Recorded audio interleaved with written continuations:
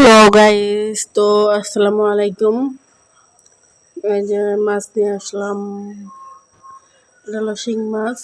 দেখো কত বড় বড় মোটা মোটা শিং মাছ। তো নিয়ে আসছি, মাছটা কাটতে এমনি অনেক ভয় লাগে, তারপরও তোমাদের দেখাইতেছি। যে দেখো দেখাইতেছি, মাছটা পড়ে গেল।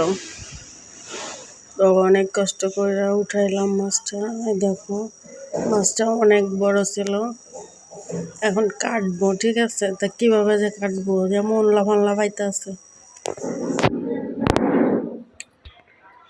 তো এই দেখো অবস্থা, না যাওয়ার অবস্থা করে দিছে। এখন মানে ধরাই যাইতেছে না। ও বাবা, অবস্থা টাইট।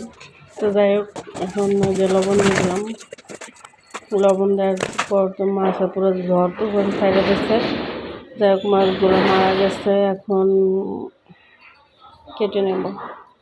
এখন কেটে ধুয়ে পরিষ্কার করে আনতেছি, ঠিক আছে? তা এটা কিন্তু আমি মানে খুব অল্প সময়ে শিং মাছের পরিষ্কার করার একটা টিপস আছে। খুব সীমিত সময়ের ভিতর পরিষ্কার করে নিয়ে আসলাম। দেখো একেবারে সাদা হয়ে গেছে। তো পরিষ্কার করে আনার পর যে কেটে কুটে পরিষ্কার করে নেব। পরিষ্কার করে নিয়ে এখন দেখো ভিতরে কিন্তু যে একটা মোটা করে রক আছে, রকটা ফেলতে হবে।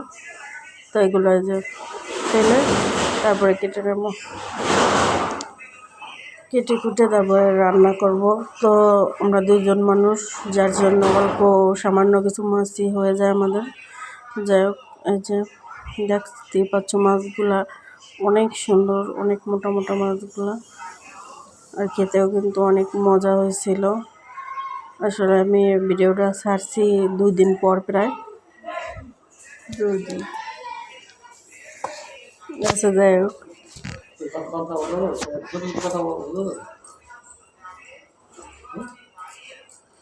এই যে মাছগুলো ধুয়ে বেছে পরিষ্কার করে নিলাম।